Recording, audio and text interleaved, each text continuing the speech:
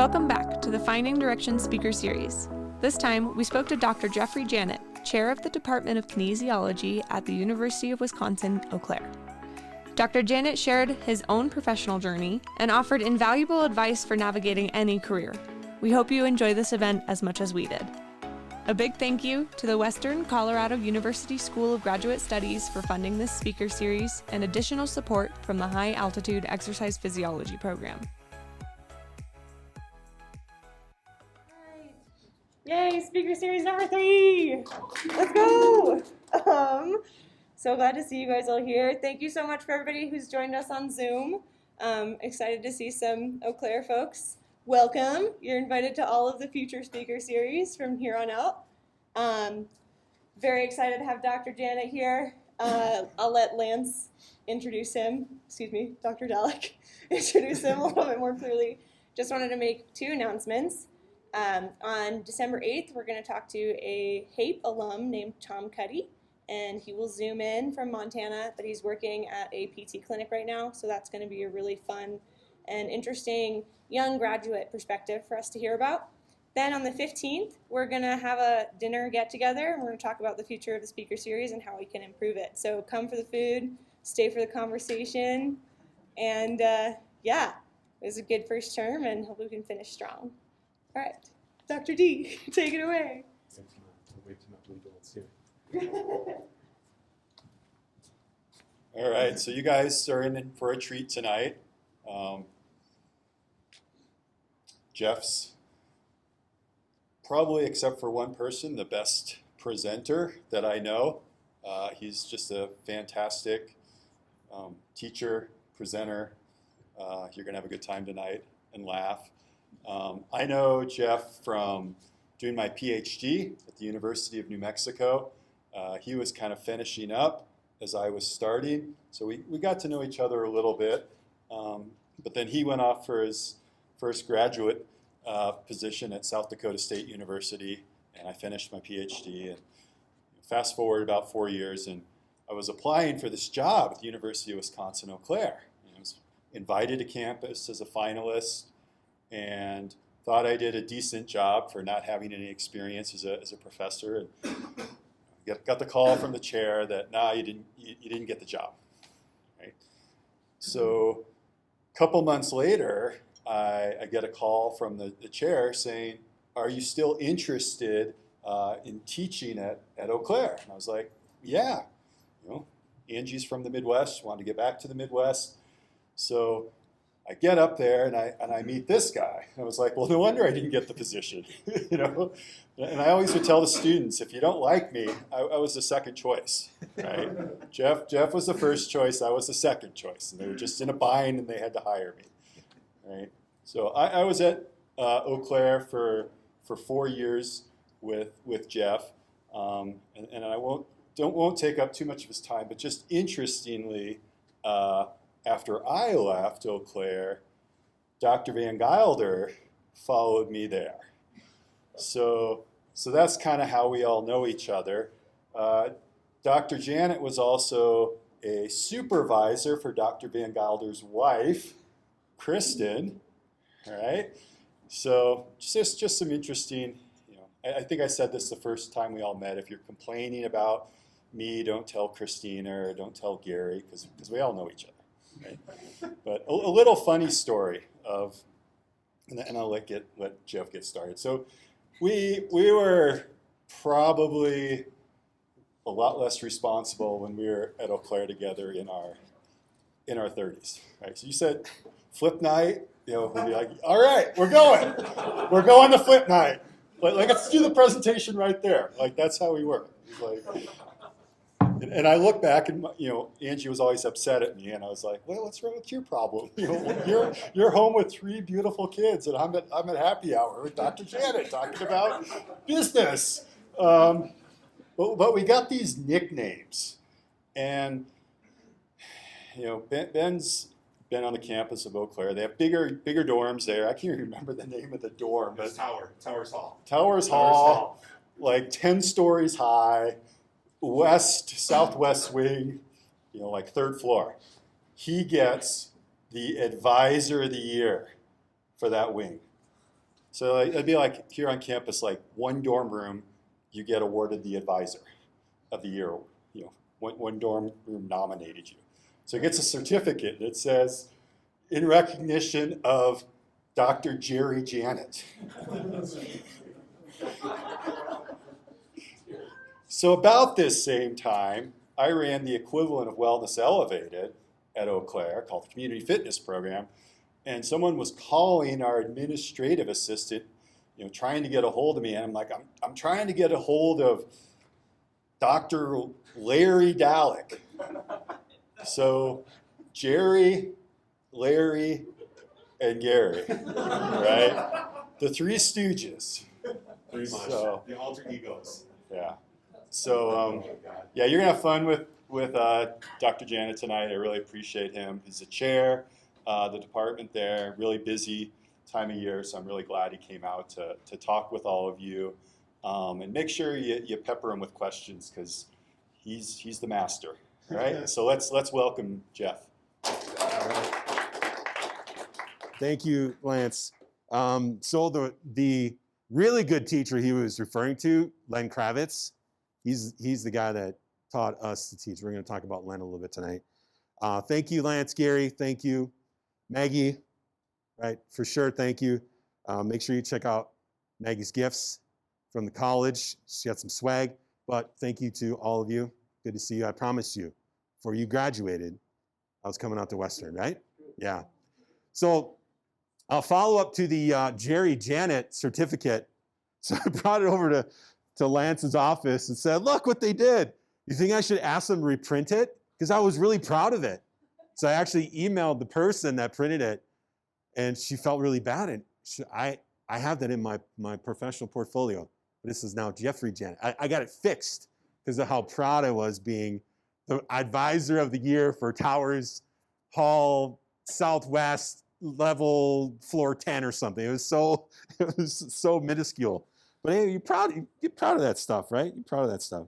So thank you again, everybody, for inviting me to speak. This will be my third visit out here and fifth talk that I've given. And this is the one talk where I'm not going to really talk a lot about physiology.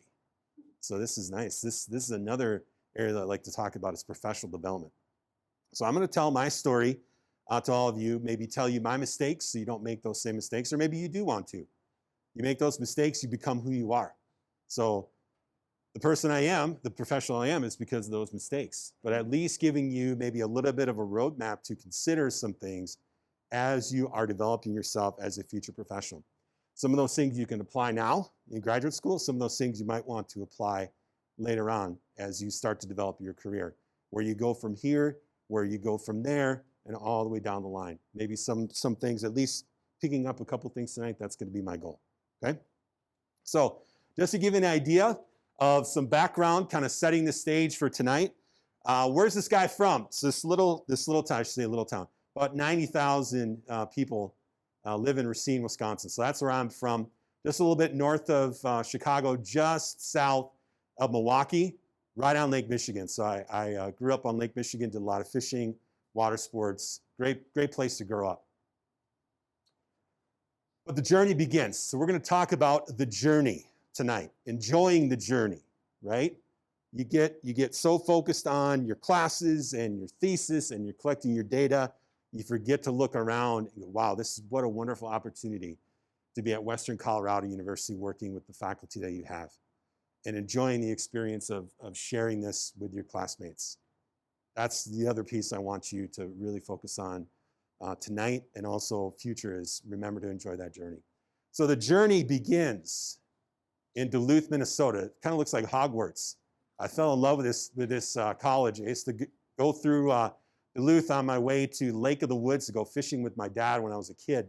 And we used to go through Duluth right at the mouth of Lake Superior. Just a beautiful place to go. Small college. I came from a small high school. College of St. Scholastica at that time was only 2,000 students. Really enjoyed it and started with exercise science at St. Scholastica. Now, some of the things I'll bring up tonight are some negatives, and there's a lot of negatives that I had at St. Scholastica. Probably the biggest negative I had was at the end of my freshman year at a 1.9 GPA. At the end of my sophomore year, I had probably about a 2.1. And so I'm going to talk about overcoming your fear of failure tonight. And that was one very specific point in my life where I was failing. But there's also a positive side to that story. And this is about the people around you. And the people around you that are your colleagues and people around you that are your mentors. And how much of a difference those people can make in your life. So the journey that we're going to talk about, because I have to talk a little bit of phys, well, not phys, but at least in a phys way. So this is what we call academic metabolism. So Dr. Dallack and I are at the very end of the pathway. I'm sorry, chairman, I should say chairpersons there, I'm sorry. Chairman in a ceremonial, not a gender sex way, right? It's more ceremonial. So going from undergrad to grad, this is where I'm at right now. So courses come in, grades, thesis come out, alcohol goes in, fiance comes out. I will talk about that. But thinking ahead, we'll look at this next step here because consider my GPA again, by the end of my sophomore year, 2.1. How did this guy go to graduate school? How did he get to graduate school? Well, eventually I got it together, but it took a small miracle to get here. This is where I did my master's under Dr. John Picari. What a legend I have to follow. That's a hard act. I know. He's really good. But this is one of the better graduate programs in clinical exercise physiology in the country. I still don't know how I got there with a 2.75 GPA, what I graduated with, but it was a small miracle. It was. So that brings me to the next step. Like, seriously, how did a product of a father he has a GED and a mother with a high school degree, first generation college student, get a Ph.D.? It's pretty amazing. So I still can't fathom, like, man, I got into PhD school.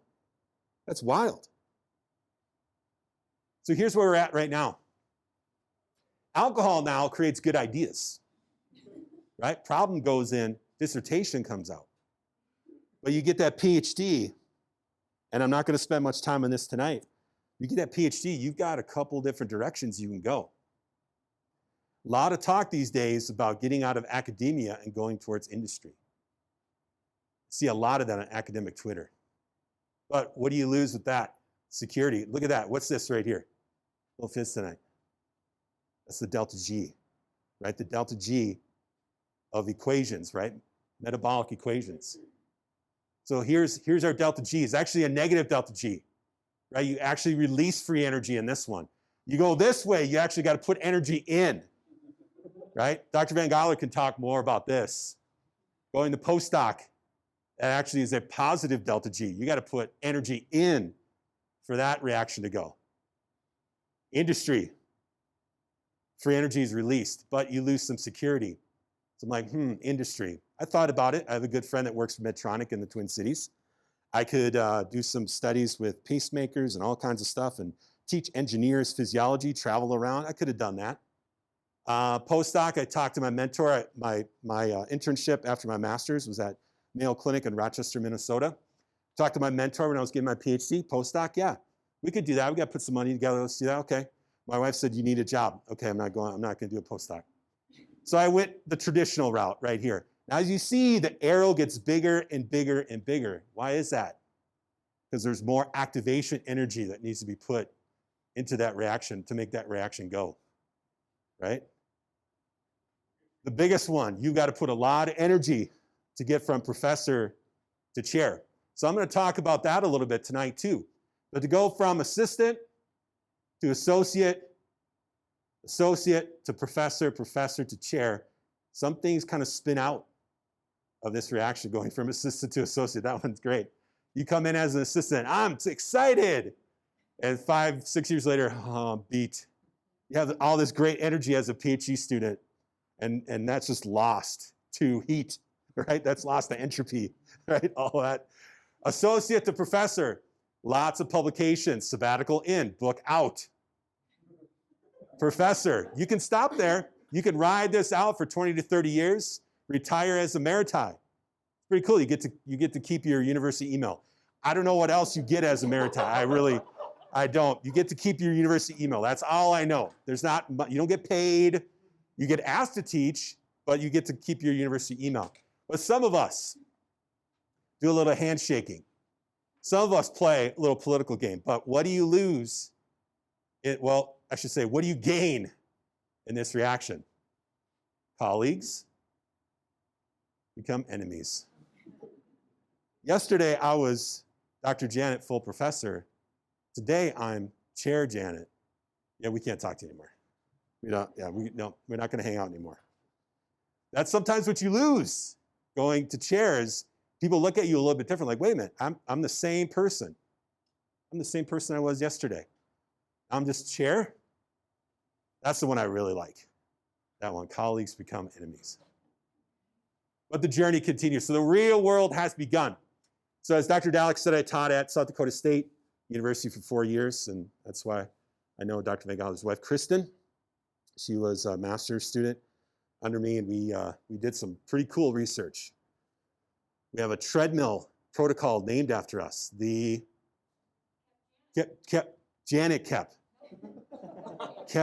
Did I put you first author? Yeah, I did, didn't I? Yeah, it's the Kep Janet skating treadmill, hockey skating treadmill protocol. There's only one of those in the world, the Kep Janet protocol. Yeah. My wife, everybody. The Kep Janet, right? Well, the plains of South Dakota can get kind of boring. And I remember telling Kristen, when she started her thesis, I go, I don't think I'm going to be here next year. You were to get this done. Because I don't think. And so this job opened up in Eau Claire. I've always wanted to teach in the UW system. And so I called my colleague, Dr. Breedel. I said, hey, Don. Hey, what's up, Jeff? And I knew him from other circles. I said, yeah, calling about the job. Oh, yeah, who's interested? You got a friend? Don, it's me. I'm interested. Oh, okay, let's talk. And it turned out to be a wonderful move for me. This is my 16th year at UW Eau Claire, and that's the campus right there. And as Dr. Dallack said, we work hard there, but the Kins Mafia, we also play hard. Here's evidence of that. This is my garage. This was the senior party, 80s night. There's Dr. Dallack. Anybody know who this young lady is? That's Angie. Oh my God. Standing next to my son in that uniform? I don't know. That's my son, Ben, right there that I'm holding right there. So yeah, we like to have fun. We like to have fun. So that's where we find ourselves right here. And I'll kind of talk about some of the things that I learned on that part of my journey. So themes, though, for tonight. Here are our themes. Cultivating your range. Maybe the most important thing that we'll talk about tonight. Cultivating your range. Learning through criticism. Overcoming your fear of failure. Identifying your support. Very important right now for you. Identifying your support systems. And it's not always the chair of your thesis. It may be the anti-support from time to time. You got to find someone else than just the chair of your thesis committee to talk to when the shit hits the fan. Can I say that? I can say that, right? Okay. This isn't being recorded, is it? No, I'm just kidding. And find your passion, find your calling. And I'll tell you my story of how I got on this whole journey of academia. But first and foremost, we're going to enjoy this journey. Okay, cultivate your range. This may be, and I've talked about some of these topics before, but this is probably the one that's the newest to me. I read this book a couple of years ago by David Epstein, who's also the author of The Sports Gene, which talks to us as physiologists. If you haven't read that book, definitely read that book. Excellent book, Sports Gene. Just really super, super good. And the cool thing is you'll see names in there that you know. It's really awesome. But he kind of stepped out of his comfort zone and talked about this professional development area that he was contemplating for years and years that we call range. And range specifically is the argument between generalizing and specializing. And where generalists really succeed, specialists fail. And it appears that the way that our field is now kind of going and the way that professions are moving is that, and the way the world is moving, that we need to be broad problem solvers. And broad problem solvers are generalists. Because what we find in the world are two learning domains that we call the kind learning domain and the wicked learning domain. The kind is right there. A learning environment that's controlled, repetitive, and predictable. Like chess, the game of chess. Can you specialize early as a young child in chess and become a chess master? That's almost required. Golf. Can you specialize early in golf and become an excellent golfer? We have proof of that, right? Tiger Woods. Those are kind learning environments. The wicked learning environment, less controlled, complex, less predictable. Physiology is a wicked learning environment, right? Sometimes research can be that. We try to control, but there's still such thing as a human being response and research. Problem solving in your area requires a generalist view, pulling from different areas to solve problems. And that is something you're probably going to do, especially as you move on for a Ph.D. And most of the jobs are in comprehensive universities, where you're going to have to be a little bit of a jack of all trades. And being a generalist in that sense is what we're looking for. But to do that, you got to find your range. So generalists find success in those wicked domains. We call the dabblers, the tinkerers, the samplers, trying new things, learning from this area to apply to this problem, learning from that area to apply to that problem. That's what generalists do.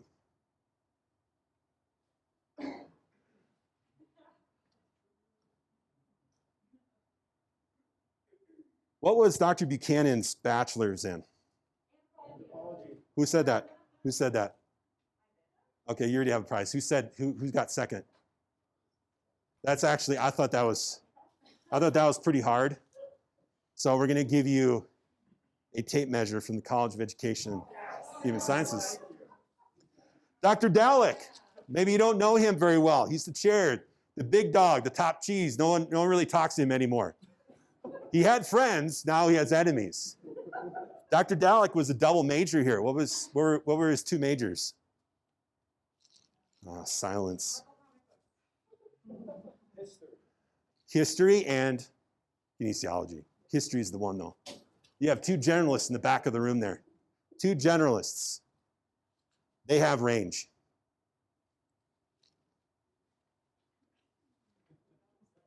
Before Dr. Van Gelder went to Castleton University to get his bachelor's in exercise science, what school did he go to?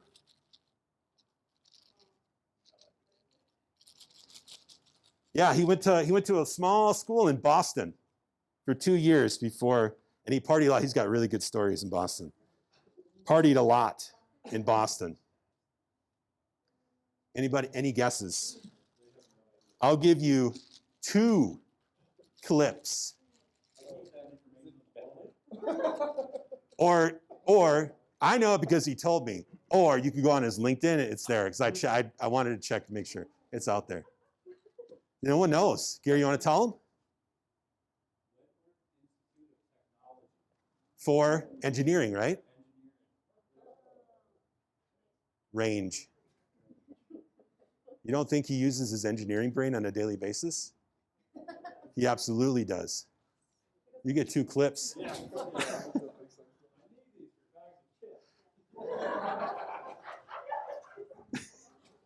They make great chip clips. We have them all over the house. Now, when Lena gets her cell phone next year, you can give her cell phone wallet right there. Right there. So, 6-year-olds, have cell phones now. So, yeah, she gets a prize as well. Not bad. That was a tough one, though, right? That was a tough one. You listen to Dr. Buchanan. That's great. You heard her say that. That's really good. The more I know, what else does she say? The more I know, or the more I learn, the less I know. That's what a generalist says. She's a deliberate amateur. She's a deliberate amateur. So in summary, range. I could give the whole night on range. I love this topic. It's so good. I talk to students all the time in my office about range. The 18-year-old that comes to my office and says, yeah, my guidance counselor told me to be a physical therapist when I was 14 in high school as a freshman, but I really don't like it anymore. Really? So at 18, you're supposed to know what you're going to do the rest of your life? That is bad, right? That's really bad. Pre-PT, Ben Juckett. Nursing pre-PT, right. Ben was looking for his match quality. That's what we need to ask our students to do. And we still need to ask, even though you're like, yep, ex-phys, I came here, master's, I'm going to specialize a little bit. You still have to find your match quality. The match quality is the thing you find that matches you perfectly, the thing that you feel you're meant to do. That takes time, and it takes sampling. Nursing, PT, not going to be a cheerleader for old women. That's what Dr. Dallack said to one of our pre-PT students one time. Well, if you want to go be a cheerleader to old ladies for their frozen shoulders, go ahead. And that was to our professor, Dr. Belts, who's a Ph.D. exercise physiologist working at UD Eau Claire now. Dr. Dallack gave him match quality. No, find something else to do. That's mentorship right there. But it takes a sampling period. And the other part of it too, and this is, again, it seems so counterintuitive to us because of our society and the environment, the things that we're told, is that short-term goals are way better. Process goals are way better. And process goals and short-term goals, trial and error fits the generalists. Long-term fixed plans, that's not a good way to plan a career because you got to flex when it's time. Like, yeah, I don't like that anymore. Let's try this. I don't know about that. You can even do that within your own specialty, right? You can still search for your match. That's what the generalists do. Find your range. So we said the deliberate amateur, the slow learner versus fast learners. And this is what students don't like to hear, slow learning. Struggling with something at first gives you mastery and better performance long term. Undergraduate students don't want to hear that at all. I got a C on your first exam, Dr. Janet. Awesome. A, B, C, you're in the top 3. They don't want to hear that though. They don't want to be slow learners. They want to have it. They want something familiar. They want to get their A, and they think they learned. That's not learning. I don't know really what that is anymore. That's not learning. Slow learning is a slow burn. You're going to fail at first, get better, get better. That's true mastery. That's what generalists do. Learning to embrace desirable difficulties, kind of like the deliberate amateur. I solved this problem, now I'm on to something else. Now I'm on to something else. The human brain is designed to solve problems. Solving many problems, applying information from many different areas. That's range. And that makes you a formidable problem solver when you focus it there. Now, the key to all of that is maybe the last thing that society wants to hear is this one right here. Knowing when to quit. What are we told? Quitters never win, right? Winners never quit. I recommend Godler left Boston. That was a pretty sweet gig, I bet. He could have been an awesome engineer. That was a match quality. That was a match quality for him. He knew when to quit. There's a time and a place for grit. There's a time and a place for persistence. The tough thing is to identify when it's time to move on. That grit is good. The grind is good. Resilience is good. But if it really, truly is not helping you solve that problem, it's time to quit. I think about the hammer and nail analogy, right? If the only tool you have is a hammer, every problem in front of you is a nail. No, you need a wrench, you need a hammer, you need all the tools that I usually don't use at home. So I don't know that stuff. Screwdriver, I don't know. You got to have a wide toolbox or everything becomes a nail. The generalist, the person with range, has a massive toolbox. That's what we need to develop to solve future problems. So quitting is okay, and sometimes the best thing to do.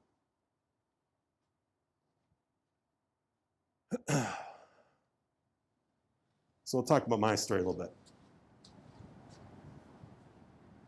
A little video for you. Two vehicles, one has a light pole on top of it, medic 10, engine 6 on the fire matrix. Policing is a physically demanding profession. Sam wants me for the quiz.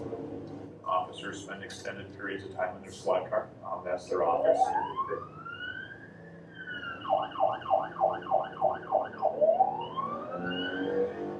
Though at a moment's notice, they'll have to get out of their car. They may Real have close to stop university, like and we're after blocks eight away hours. from our university. And they do all of that while wearing 20 to 25 pounds of equipment on their waist. There were cases of police officers who were complaining about low back discomfort and thought it was because of the way that they carry their equipment. And so traditionally, they carry their equipment on a duty belt that goes right around their hips. Even though I've only been here for a few years, I had already started experiencing some sciatic pain, which was, more in my hips versus the traditional lower back pain. So the research that we're going to do with the Eau Claire Police Department is testing the officers on a variety of health parameters. It's a total of 6-month follow period, and we'll use That's the student in charge, Chantal Bougie. what your pain levels could possibly be. So our main portion of the study is looking at the vest, the load-bearing vest that they wear compared to what they typically wear, which is the load-bearing belt. Because a lot of these officers have been having the pain with the belt, so we're looking to see maybe it'll be less pain if we shift that weight up to the vest. I love it. They first day wearing, I can really feel the difference as far as back pain and just not having that stress in your back, or it feels a lot better already on the first day of work. I have quite a few inquiries from other agencies from throughout the country on this and are curious of what the results are. It's going beyond the city of Eau Claire. We have people from, the Sturgeon Bay area. I had people that I visited in Minnesota at the University of Minnesota interested in this research. It's exciting to be kind of on the leading edge of research in that area. We do pride ourselves as a police department, and I think we pride ourselves as a community on being the models of best practice. So this was August 2017 when we were really kicking the study off. So we find ourselves now in 2021. From that time through publication of our results in late 2017 into early 2018, this blew up. Since that time, I just answered 2 emails yesterday from 2 different police agencies. Since that time, over 400 individual contacts for this research. And there's one of them right there. And that was 1 week after January 6th. They reached out because they had an opportunity to change the whole way they did their policing. And one was their equipment. And so about 2019, I was having a conversation with our chief of police at the time. The gentleman you saw in there is now the chief of police. And I said, Chief, I'm getting all these emails. He's like, are you asking for anything in return? I said, no, that's not me. I said, no, that's what we do. We exchange information. We exchange things. You need to start asking for challenge coins. You need to start asking for patches. Okay. So I started, and I've got over 150 of these challenge coins. Now that one's pretty special. It looks like a badge. It's about that big, about that thick. And on the other side of it is an embossing of the Senate chambers. It's wild. Oakland, the city of Oakland Police Department sent me a hat, a shirt, a sweatshirt, challenge coin, patch, California Highway Patrol, shirt, and I wanted to be a California Highway Patrol when I was a kid. I want to be the next Eric Estrada. So I got the shirt, I got the challenge coin, I got junior chips officer sticker. That was like my proudest moment. But Scotland Yard, the Dutch National Police, the Brazilian Military Police, Ireland, Sweden, Norway, Mexico, Canada, the Mounties contacted me. The Canadian Border Patrol contacted me. Lots of sheriff counties in Colorado contacted me. I didn't set out to do this research. One of those things that falls in your lap and you just, like it's destiny. But if I didn't have the range of cardiovascular physiology, flexibility research, functional training, aging and health, aphasia, Parkinson's, all these different areas that I've done work in, informed us on all these issues and solving these problems. And I thought I was doing something for our Eau Claire Police Department. We actually did it for the world, the world of policing. I've gotten colleagues, collaborations, all because of dabbling. Not a load-bearing expert, but I can solve problems. I'm good at that now, right? You're pretty good at that as a PhD student, but as you progress, you become really good at it. That's all it was. Changed my career. This is the most impactful research I've ever done. And I'm not even expert in the area, right? I'm a deliberate amateur. So develop that breadth.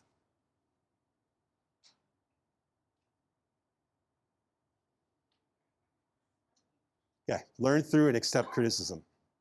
Who likes criticism?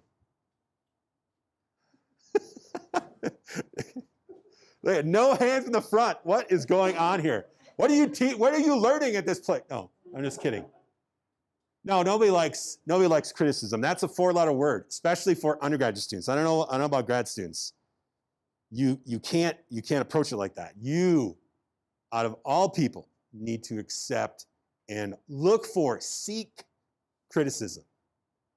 That's how you get better. You don't know what the heck you're doing if you don't know how well you're doing. Someone has to tell you that. It's like bowling blindfolded. Your pins go down, you don't know how you did. Criticism is part of that. Now, Carol Dweck talks about where criticism fits in with the two competing theories of intelligence. We call the fixed mindset and the growth mindset. Have you heard this before? Fixed mindset, growth mindset. It's brilliant stuff. And I talk to my students about this all the time, is what the fixed mindset gets you, what the growth mindset gets you. And fixed mindset is default mode. If you don't train your brain to accept the growth mindset. The growth mindset individual seeks challenges. So you can see some range stuff on here. Embraces challenges, sees effort as the path to mastery, learns from criticism, finds lessons and inspiration in the success of others, collaboration. That's where we want to be. But criticism is at the heart of this. How we get better and how we grow is through critique. You've got to seek it out. And more importantly, don't take it negatively. There's no negative, there's no positive. It's criticism. It's critique of you to get better. Now, I'm saying this like this is easy. It's not. The one time in my life where I really, truly embraced this, I was a PhD student, 4th year. I'm in dissertation seminar. I wrote a thesis, published my thesis, published a few times, wrote many, many papers, walk into my dissertation, like this is going to be a cakewalk. And my professor for my dissertation seminar, I'll talk about her a little bit later, is Vivian Hayward. Tough. So in dissertation seminar, you do chapter 1, chapter 2, chapter 3, right? So your intro, review of lit, and your methods. I handed in my 18-page intro. I'm like, I have arrived. I got feedback a week later. Red, a sea of red. I thought she murdered somebody with my paper. There was so much red. I'm like, what the F? And so I took my paper and I went, she's not even my dissertation advisor, Rob Robergs, went to talk to Doc, Rob, Look at this. He just laughed. Oh, Viv's your teacher? Yeah. He just laughed. He's like, don't worry about it. She's trying to make you a better writer. And damn if she did. She did. Because I saw what she was doing. She was giving me hard critique. The critique I needed to hear. I just needed to finally accept it. I played sports. I got coached. I got all that. Never like that before. Like, you suck. I thought I was great. No, you suck. Thank you, Dr. Hayward. But there's nothing else you can say. And throughout my career, we've wrote book chapters, wrote a book, published many times. Thank you, Dr. Hayward. Show me the light. Critique. Overcoming fear of failure. Oh boy. This is a hard one for students. And again, it kind of goes back to the fixed mindset, is that intelligence is fixed. Either you're smart or you're not. And failure is not an option, because failure is going to confirm that I don't know anything. Guess what? You don't know. That's what Dr. Buchanan said, right? The more you know, the less you know. That's okay. So failure. We need this to grow. Failure provides feedback. Failure is unavoidable in that growth mindset. I have learned way more from my failures than I have had from my successes. Successes are confirmation that I did something right in that moment. Failure is the constant feedback I get, like, that wasn't right, or I should have done that. I'll try this. And then eventually, you succeed. Failure is feedback. We have to accept that feedback to grow, to be better. There's no other way around it. We have to accept critique, and we have to accept that failure. That's going to help us. So this is where a little bit of that persistence is going to pay off now. Not an over persistence, where we're not being smart by persisting and persisting and persisting and ignoring all the signs saying, stop what you're doing, try something else. Okay? So some good examples, some real world examples. What's Michael Jordan's story? Everybody talks about that. Everybody know Michael Jordan's story? He got cut his sophomore year of basketball. He could have played baseball. He was playing baseball at the time. He said, screw that coach. No. He said, thank you. I'm going to get better. We all know where he ended up. One of my favorite quotes from Mr. Dyson, Sir James Dyson, failure doesn't suck. What a perfect thing from a vacuum salesman. Failure doesn't suck. Look at all that work he did. Now, it's not, he didn't do it 15 years on the same thing.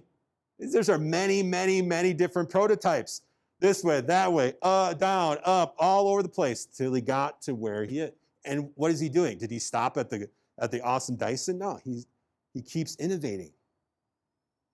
He's a growth mindset, range guy. Even though it's all about vacuums, he's applying many different things to get the better vacuum.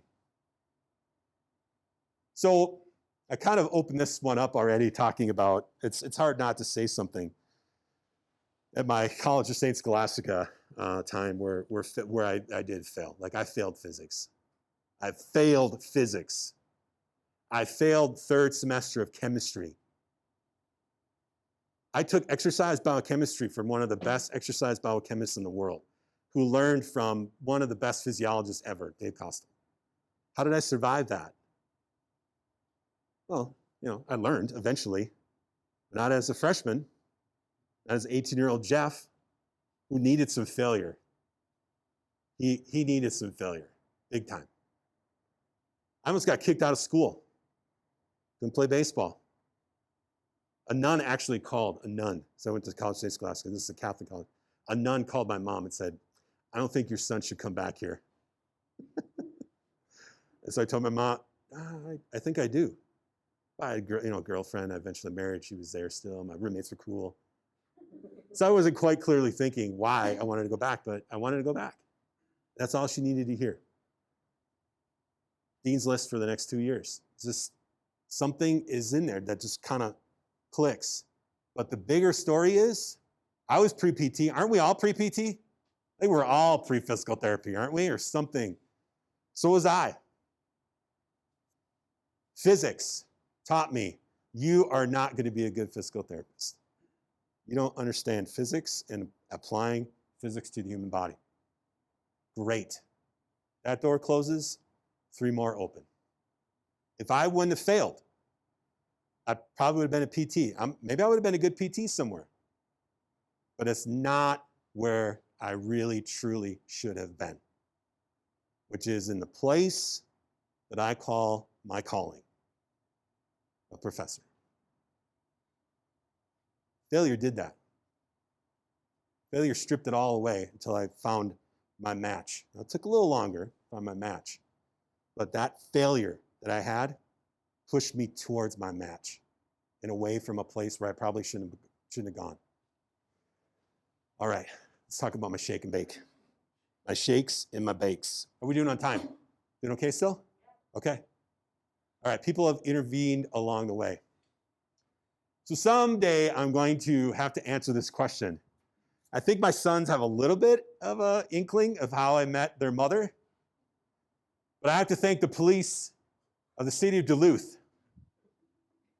I met my wife at a party that got busted by undercover cops. And we didn't want to get drinking tickets, so we didn't want to leave the house and take the breathalyzer.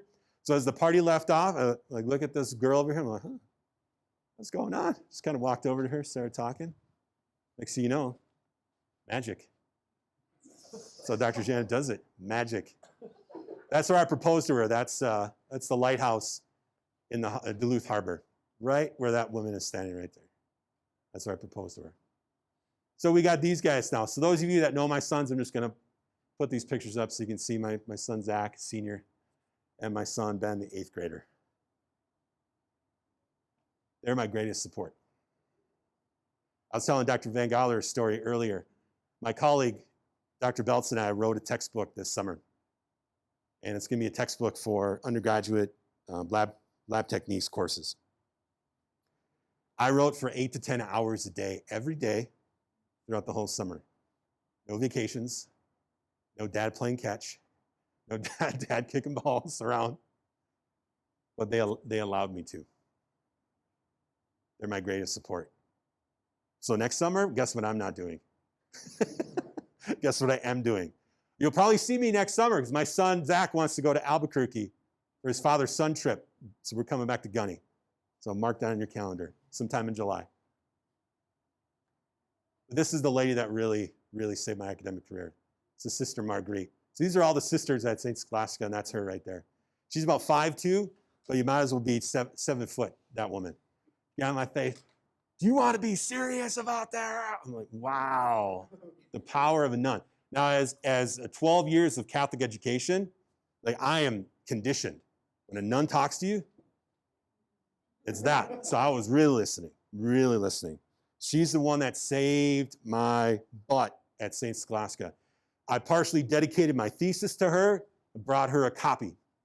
I partially dedicated my dissertation to her, brought her a copy. She passed away a couple years ago. But luckily, she met both my boys. That was Sister Marguerite.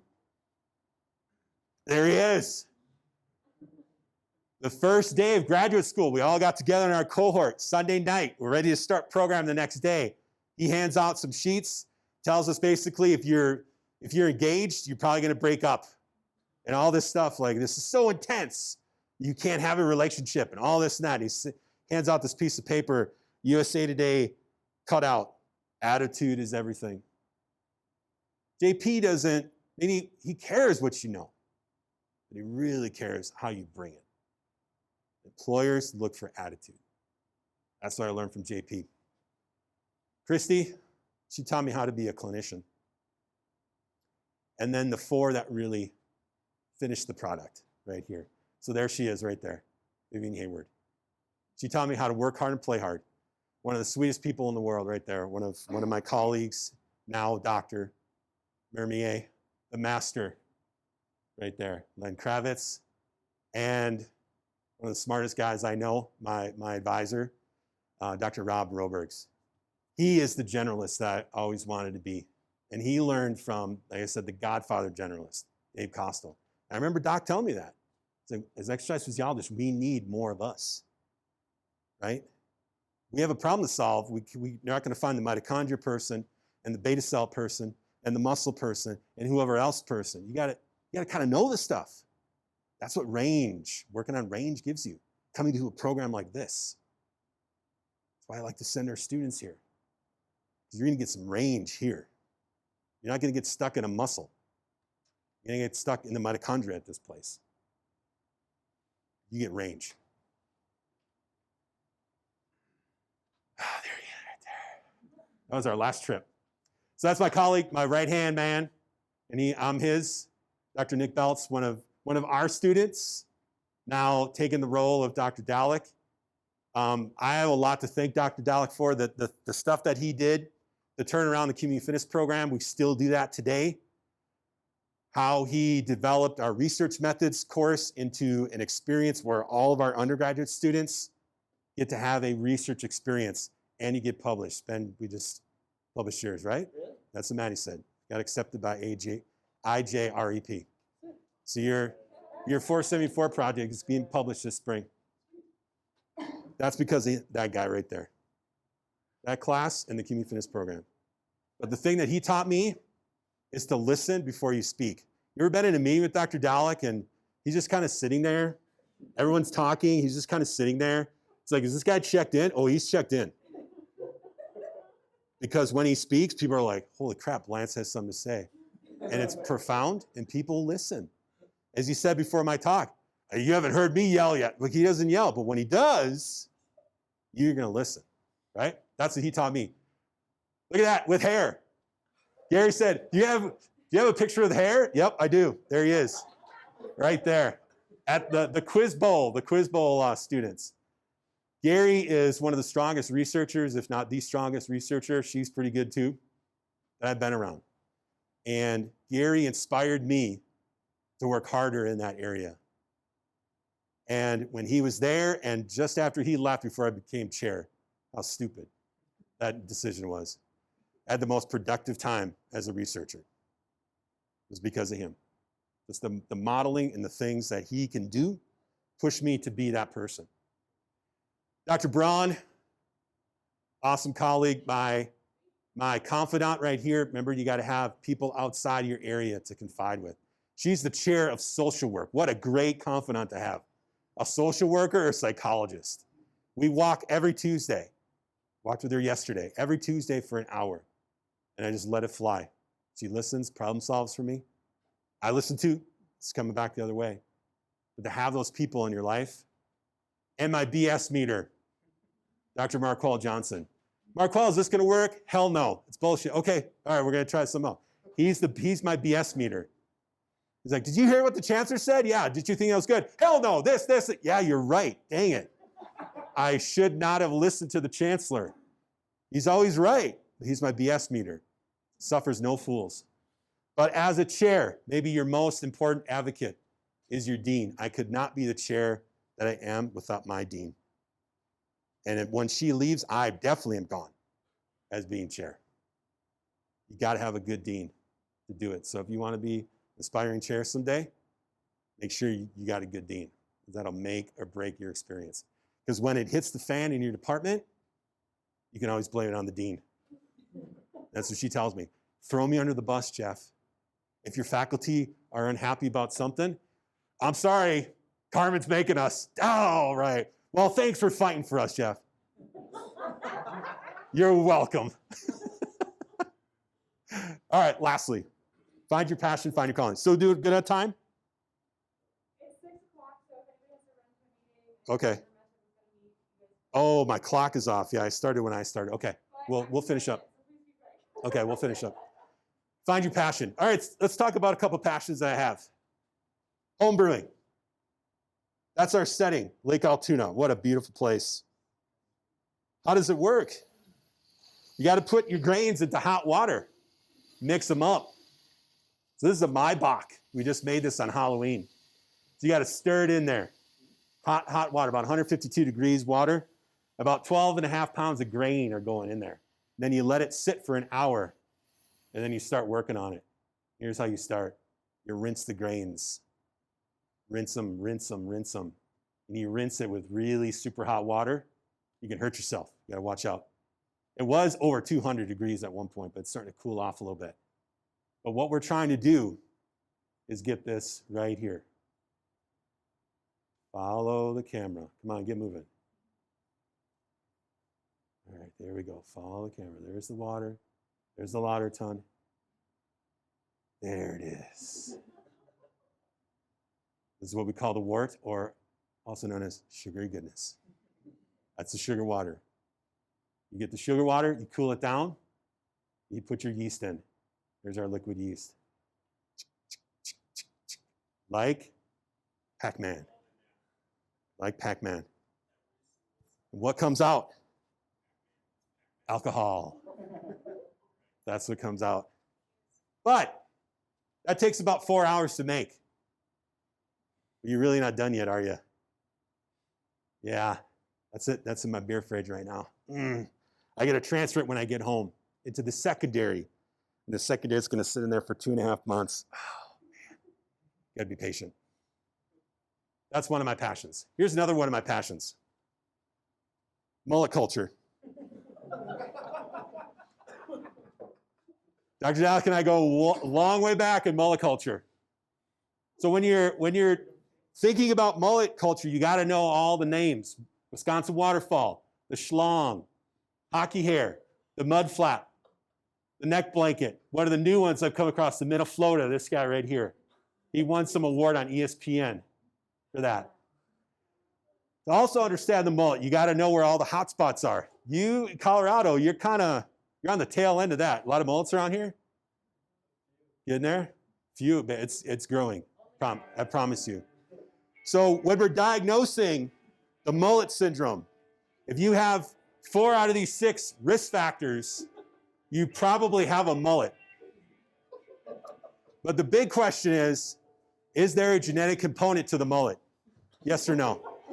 What do you think? We have yeses? Raise your hand if it's yes. No? No genetic component? No? Well, studies suggest that there is. And even a case study. This is a picture for one of our former KINS majors. There's a genetic component.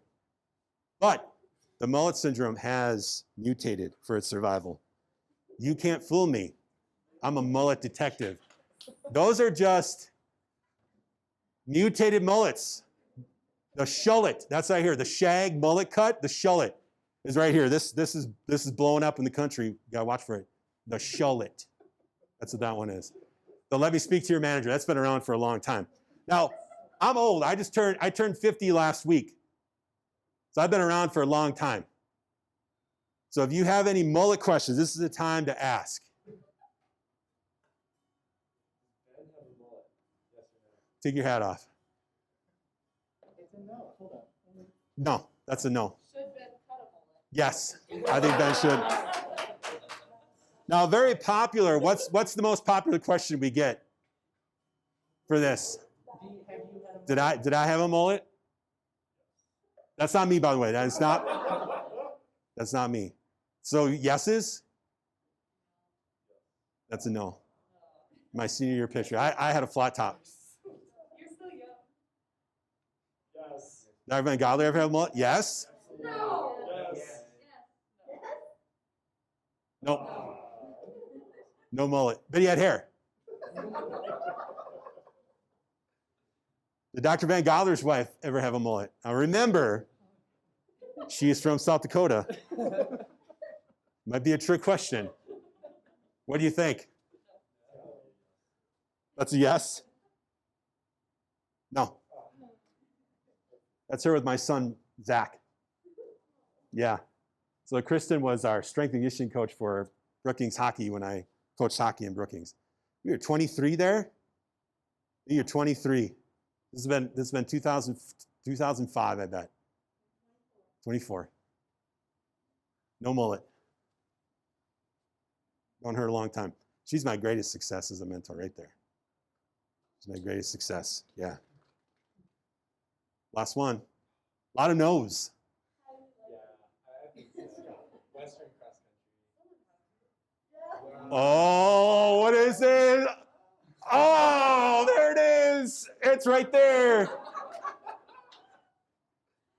There's the party. There's the party. All right. That's my passion. Here's my calling. So we take on 3 types of work orientations: job, career, calling. Job is what it is. Job, paycheck, boom. Career, climb the ladder. Once you want to have a calling, your match quality is so high that you feel like this job was meant for you. This job called to you to do it, where work doesn't feel like work. Like, I can't believe I get paid for this. That's what I'm talking about with a calling. Now, what research tells us with callings is that anybody can have a calling, not just what we think like, oh, healers, people of faith, artists, service. Anybody can have a calling.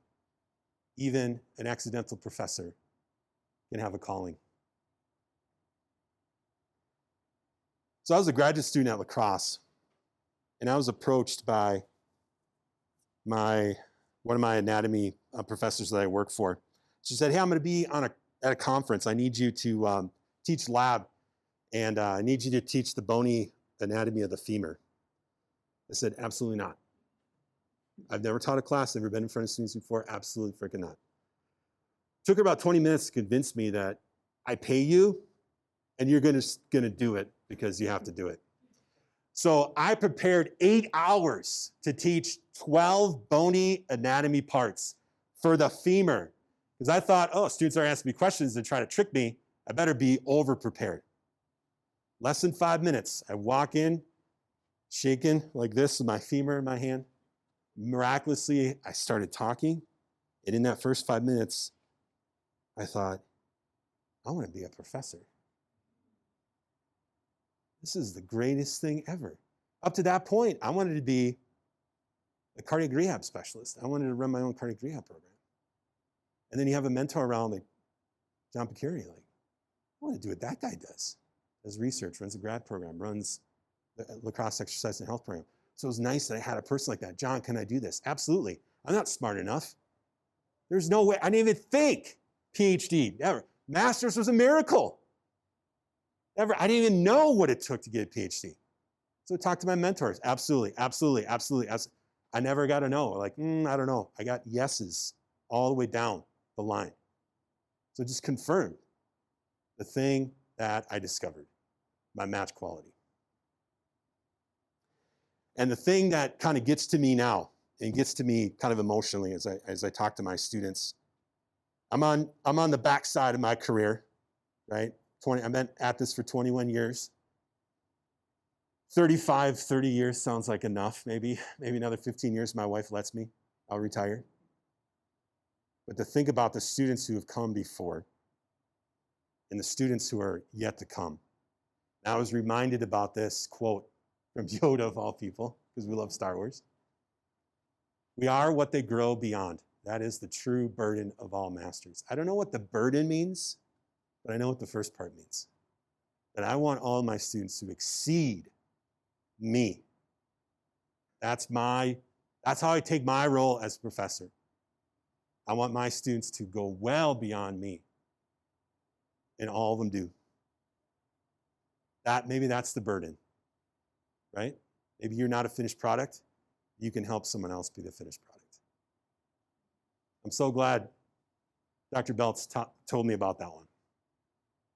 Because he is the person the professor that I always wanted him to be. And he's only in his 5th year. He's going to far exceed what I do. That's beautiful as a professor. That's why I do it. Appreciate your time. Thank you.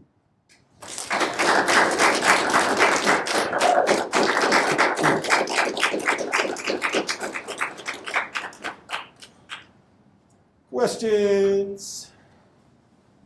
That was fun. I appreciate you letting me do that. It's a fun lecture. A lot of big ideas today. A lot of things to chew on. Probably too much. Folks on Zoom, just feel free to unmute yourselves and chime in as well. So we got some blue golds on there. Yeah.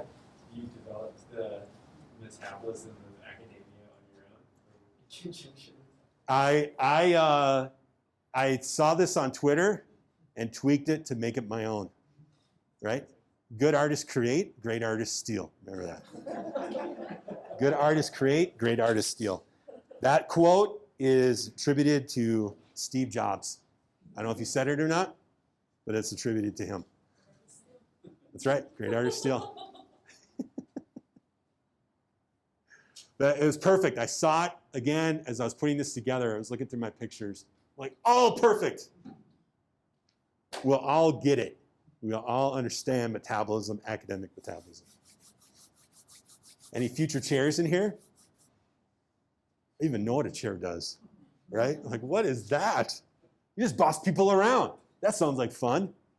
No, you don't really boss people around. You convince people. Going back to our Star Wars theme, you Jedi mind trick people into doing things that you want them to do. You Jedi mind trick them, right? You get people to do what you want, but make it think that it's their idea. I was talking to Dr. Beltz about that. He's doing that with his 2-year-old daughter. He was explaining this to me. I go, Nick, that's what a chair does. You can do that. You can do that. And when you can't, oh, the dean made me. Sorry, you got to do it. So you always got the hammer, right? The dean is the hammer. Yeah.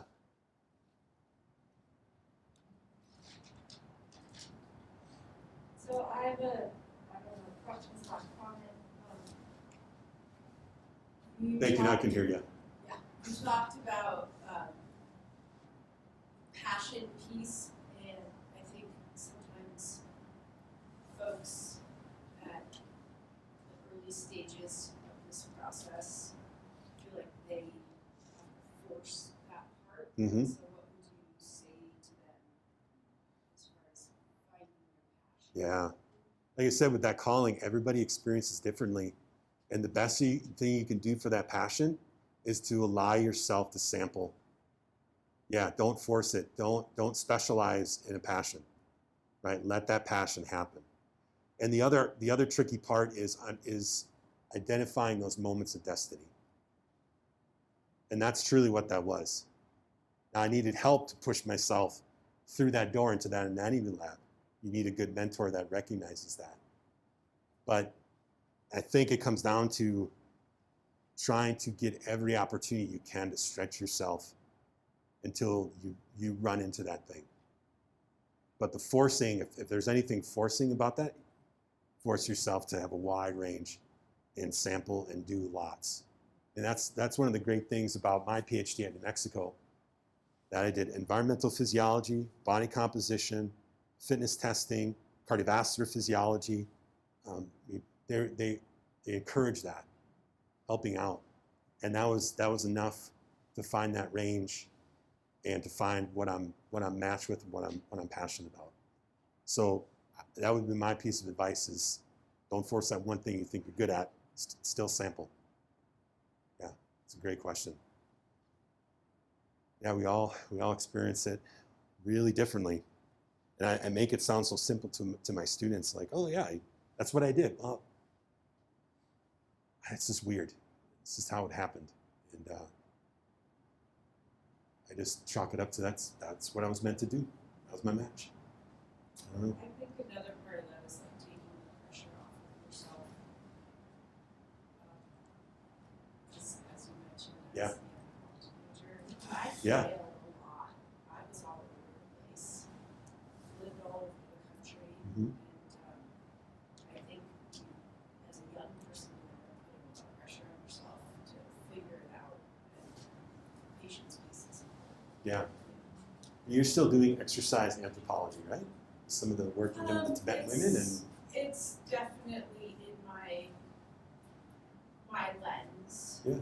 Certainly, but I mean not directly. Yeah. Yeah, but it's a lot of what I'm attracted to as far as research goes. Yes. Yeah.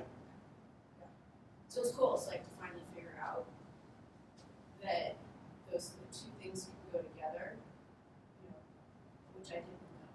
So Yeah. during my sabbatical, I was really helpful. I was in Nepal and working with some biological anthropologists instead of medical anthropologists. And that was really eye-opening to Yeah. me. You probably spoke the language a little bit too. Yeah, it was Anthropology super cool. language, yeah. Super cool. Yeah. Yeah, but it very much relates to what we do when we study here. Mhm. So it's fun. Just bringing it all, that range allows you to bring it all together and problem solve across a wide range. So fight the urge to specialize too early. Specialize later. Don't specialize too early. It's like we can't talk about don't put that pressure on yourself. Yeah. I have 2 questions. That you just well, okay, first, I would really love to have you talk a little bit more about range and sort of like how best to moderate that range, because personally I find it hard to titrate how deep I should go on something that I'm dabbling in. Mm-hmm. If that makes sense. Just a little bit. Shallow. But what if that's not enough? Now do more. Okay. Then do more. And then if you got kind of deep, then maybe go more shallow, but maybe in that same area again. There's a physicist that talks about, and he specialized in physics. But on Friday night, he just goes into the lab. He must not be married, or maybe he doesn't have kids in the house. This guy talks about this example in the book. On Friday nights, he just plays. He just plays with physics. He just does random experiments in physics just to see if he'll hit something. If not, hey, spend some time in the lab doing what I love. Time's not wasted, right? And that's the other thing that we talk about in range too, is the quit, that people really think they have a time investment. So for instance, I went to school for all this, physical therapist, I went to graduate school, I can't quit now, I got all this time invested. It's really not that much time. And if you look at what that's going to lead to down the road, it's really not that much money either in the grand scheme of things. So also allowing yourself to pivot when you need to pivot. And don't just sink yourself so deep in this one area because, well, I've been doing it anyways, might as well keep on doing it. That's not a smart way to go that Epstein talks about. Yeah. But yeah, you can dabble. You can sample. Absolutely. Well, I don't know. I feel right now like I came from a totally different planet, and now I'm on this specialized planet. I think I need to zoom out. I need to go back. Well, yeah, you specialize, and then you broaden that, right? You broaden that out. Yeah. It's once you find something that, yep, that's my match quality, you can specialize a little more. It's not a bad word. Just don't specialize too early. Let your match come. Do you have any advice for students who are less traditional in terms of their age trajectory and might feel some different time pressure? Yeah. In terms of getting stuff? Yeah, in the book, Epstein talks about soldiers who were not quite career, but they did a couple tours in Afghanistan. And there's a program, the guy the ranger that died, Pat Tillman, the Pat Tillman Foundation, helps to transition military people into real world, and they all, to the person, not just the man, the woman as well, to the person, they say, am I behind? I'm too far behind to find a career that I wanted. No, you're not. Absolutely not. Time pressure is the pressure you put on yourself. There is no time clock to me to find what you love to do. There is no time clock. And that's another thing that my students struggle with as undergrads, is they see their people around, right? We had this conversation in senior sem. Oh, I'm going to University of Florida. I'm going to Western Colorado. I'm going to Wisconsin for PT. And then you have this 2 or 3 like, I haven't heard yet. I don't know what to do. Now I'm behind. No, you're not. You're on your own match quality journey. There is no time pressure, especially that early. But even now, you got to find what you love to do, and there's no time pressure for that. And those individuals inform us on that. You're not behind. find what you love to do. Like I don't know if my father-in-law loves to do it or not. The guy's been in the concrete business since he was 20. He's 80 years old. He's 80. He won't leave the concrete company. I want to burn that thing down next time I go. Christmas. It's 80. That's a long time to work. I don't want to work till I'm 80. So what if I found my match at 40? Like if I worked 80, that's still 40 years. And I talked to our students, another good example. That student comes in, yeah, all right, senior year, I'm 21, 22, I got to get a PT school, I'm going to be a PT, 25, 26 years old, I'm going. Okay, that's cool. It's great. Don't take a gap year. That's fine. How long are you going to work? Does 30 years sound like a long career? Oh my God, 30, I can't imagine working for 30 years. You're 56. Oh, I guess I can't retire at 56, can I? No, you got 10 more years maybe. Wow, maybe I should take a year off. You think? You want to go right back into the wolf's den again? We just threw you through the ringer at Eau Claire. Now you want to go back into a bigger washing machine? I think you need a year off. Gap years are great. I took one in between master's in undergrad, master's in Ph.D. Maybe the professor that I am. And failure, maybe the professor I am. I can talk to those students. I know. I can't talk to a Ben Juckett who's a 4.0. Like, I don't even know what planet you're from. But I can talk to that student who's like getting C's on all my exams. I can talk to you. I know you. You are me. Here's the roadmap. Try this. No, I'm just kidding. I can talk to him too. But failing may be the professor that I am too, because I can identify those students early, and it's made me a stronger advisor. It happened for a reason. Yeah. Got to tell that story. Failure made me a better professor. Absolutely. Absolutely. Those are great questions. I appreciate it. Do you have any other questions? Obviously, we have Dr. Janet's contact information, so if you want to follow up in any way, we can do that too. But he's right here, so. I'm here till Sunday. Yes. I'm flying out tonight. No. I'm here till Sunday. I get down to Gunny, I'm putting in a weekend. My wife's like, okay, what are you doing on Thursday? Aren't you talking on Wednesday night? Yeah. What are you doing on Thursday? You know, Lance has got some stuff. You know, I got to talk to people. Yeah, I am here for something else. Because we're going to try to leverage our community programs to generate more money like y'all do here. Wow, you have a special thing going on here. Okay, let's get. What about Friday? You're going to talk to more people? Yeah, Gary and I are going to talk about, talk to Dr. Buchanan. Maybe we'll talk about the graduate program because they want to start their own graduate program. Okay, so you can fly back Friday night. Yeah, I'll go Saturday. We got to go for the hike. Got to do the hike. Huh. Well, that's convenient that you get out and have a fall break without me. This is work. This is what it looks like. No, she's been a professor's wife for 21 years. She knows how this works. She knows the drill. It's Dr. Beltz's wife. We need to train you. We got to train her yet. Oh, you go in at 10, you come home at 2, take care of the kids. What? That's not a professor. You need some schooling. That's for another time. I got Dr. Dallack going now. He loves that. All right. Thanks again. I'll be around though, for sure. Okay, very good. Thank you.